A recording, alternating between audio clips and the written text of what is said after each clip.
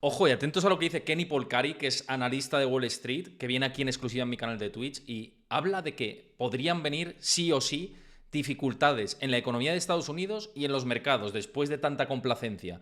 ¿Hay burbuja en los mercados, en su opinión? Are we prepared Yep. for a quiet 2024 with respect to the US economy, in your opinion? No, I don't think you're prepared for a quiet U.S. economy because there's a lot going on. But I do think that the market is in for some difficult times in the next 3 or 4 months.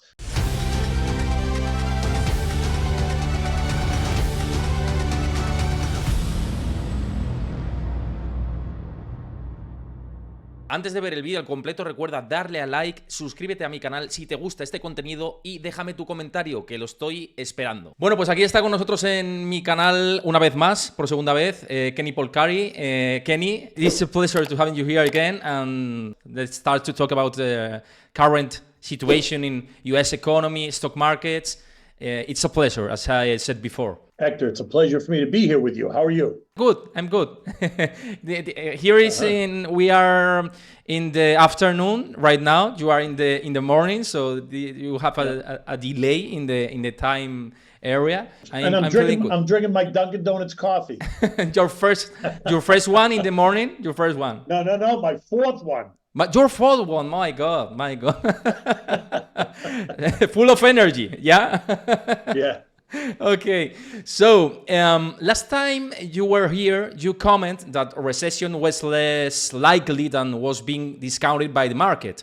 Now it seems that no one, or maybe less, are talking about recession in 2024. Right. Are we prepared for a quiet 2024 with respect to the US economy, in your opinion? No, I don't think you're prepared for a quiet U.S. economy because there's a lot going on. Number one, the eco data remains strong. Wage growth remains strong. Job market remains strong. Demand in this country is strong. The consumer is supposedly okay. Yet, we still have this argument over where the Fed is going with interest rates. Are they too high? Are they not high enough?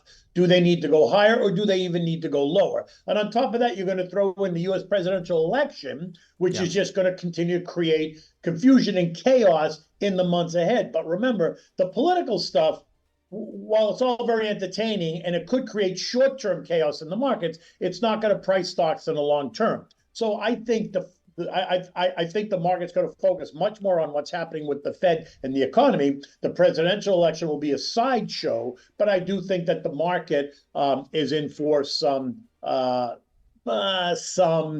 difficult times in the next 3 or 4 months. I actually expect, look, we're kissing the highs, right? We're kissing the highs. The market's already up, the NASDAQ's up 6.5%, SP's up 6.5%. We're not even 3 months into the year yet. Many people, myself included, think that, maybe we'll get a 10 to 12% return in the market all in. That's with dividend reinvestment and everything. So maybe you get a 10 or 12% return. Well, look, we're more than halfway there if that's the case, and we're not even 3 months in. So I think we're going to see some pullback in the market once the market realizes or recognizes that the 3 or 4 rate cuts that it seems to be pricing in is not going to happen. I don't see how it's going to happen. I think the Fed is going to come out over the next couple of days because we're getting, 6 or 7 Fed members coming out. Started yesterday, and that'll be tomorrow, Thursday, and Friday. And I think they're going to try to talk the markets back a little bit off of the expectation that they're going to cut rates 3 or 4 times. I don't see how that's possible. I don't even see how that's necessary. The economic data is not even suggesting such a move.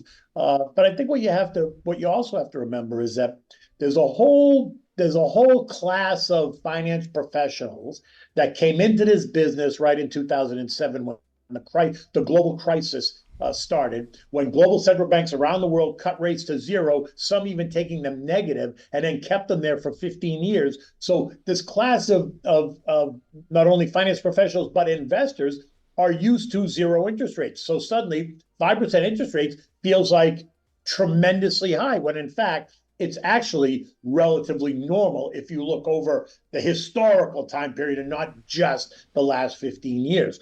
So I think the market has to get used to that. It's got to normalize that. Like I said, we came off of 15 years of zero, And now we've got to get used to what's normal. And I think this is very normal. But I think this is going to then cause a little bit of confusion in the markets. I think once the Fed makes it clear that maybe they're not going to cut rates 3 or 4 times, the market will adjust. Certainly the high flyers, the Magnificent Seven that we have, which are like, apparently Goldman Sachs came out with an acronym for you guys called the granolas over in Europe. The same 10 stocks there's like GlaxoSmithKline and L'Oreal and ASML that are concentration risk in the European markets, the same way that the tech Magnificent Seven are concentration risk in the US markets. So what I think you'll see is money come out of those stocks, but move into other sectors that are not nearly as stretched in valuation. So I would look at financials, I'd look at industrials, I'd look at basic materials, I'd look at healthcare. Mm-hmm. Very interesting, this analysis. And talking about interest rates that you mentioned before, do you think there will be 3 interest rates cuts this year or probably more? I said that because is there a risk of a pickup in inflation, in your opinion?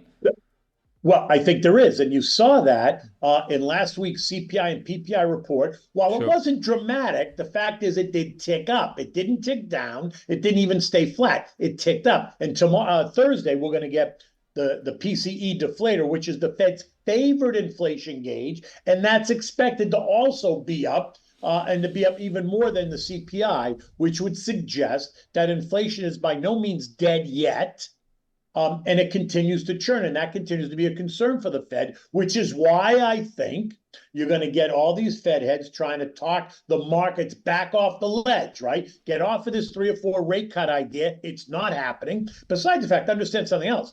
It's a presidential election year in this country. The Fed is not supposed to. Now, it's not written in stone, but it's understood that the Fed is not supposed to make a move in rates in either direction, up or down, 6 months prior to a presidential election for fear of being seen as political.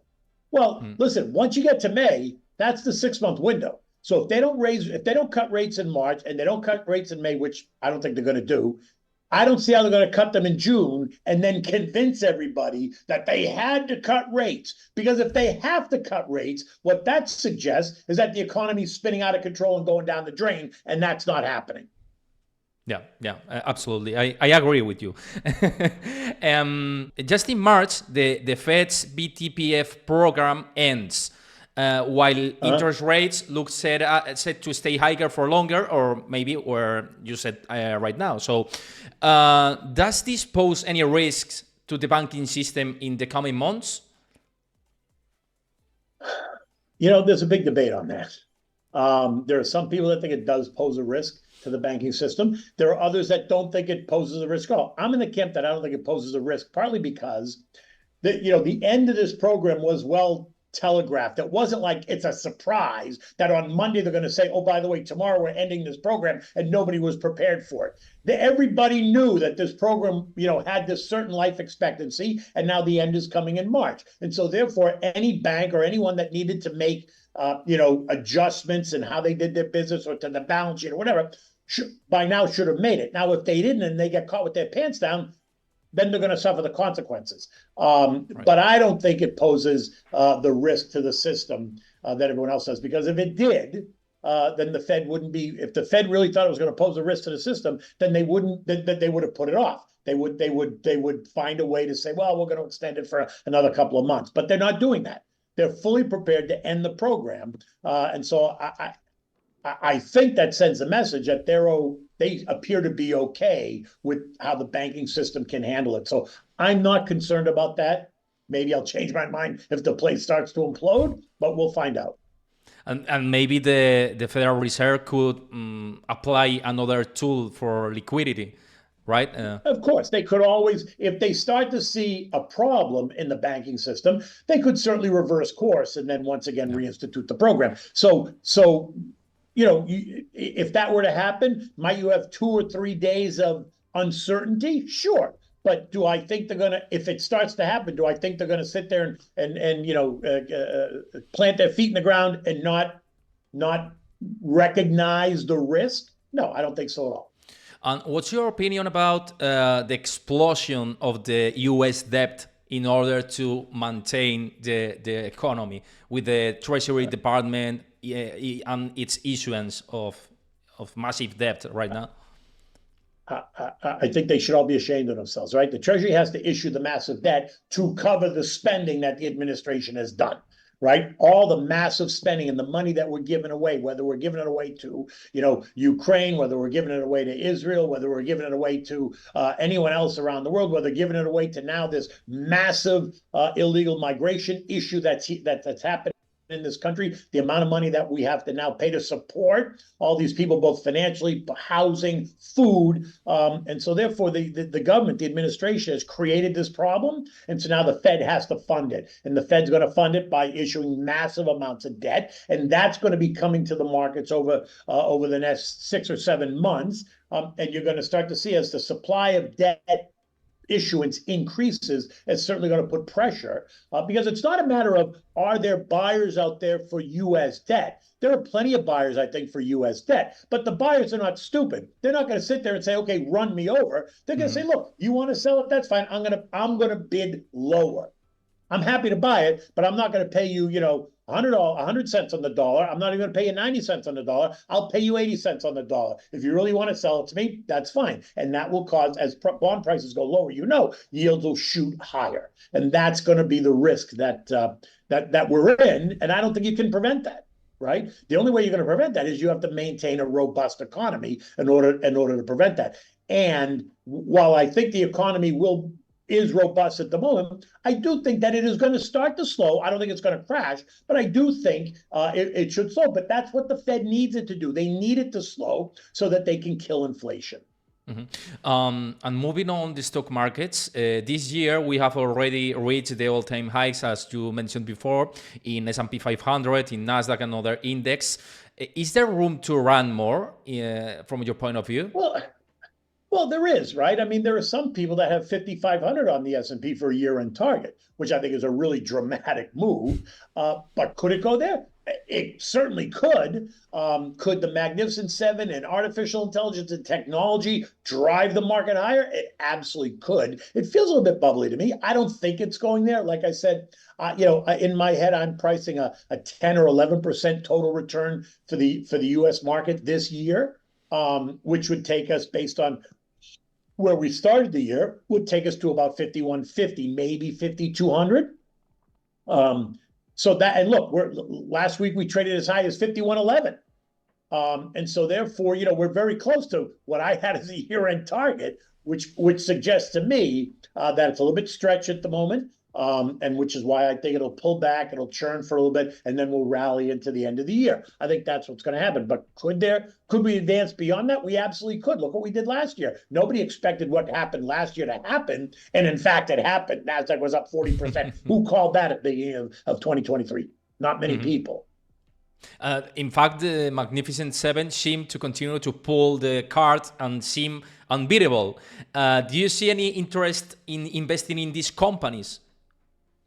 Yeah, so yes, I think they have to be part of anyone's portfolio. Now, in my case, I already own a bunch of these companies: NVIDIA, Microsoft, Apple, Amazon, IBM, Microsoft. So, but I've owned them for a while. So yes, I have the exposure. Now, if I were talking to somebody who's just starting out, you have to jump in. You can't sit there and expect, the market's going to pull back, I'll buy these at cheaper. Guess what?